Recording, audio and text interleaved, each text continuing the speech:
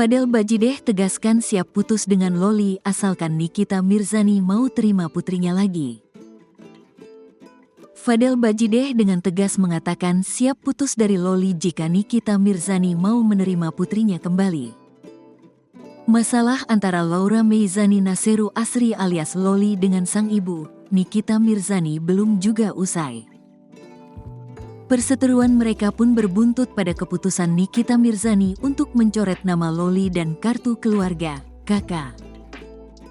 Tak sampai di situ, perseteruan Loli dan sang ibu kemudian diperparah dengan hubungan asmara yang dijalani sang putri dengan Fadel Bajideh.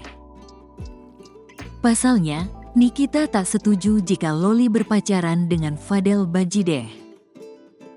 Terbaru, Fadel buka suara soal permasalahan ibu dan anak tersebut yang kini menyeretnya. Hadir dalam podcast YouTube Curhat Bang Denny Sumargo, Fadel menegaskan bahwa dirinya siap putus dengan Loli jika Nikita mau menerima putrinya kembali. "Gue kepikiran mau putus kalau ibunya nerima, Loli kembali, gue putus," ungkap Fadel.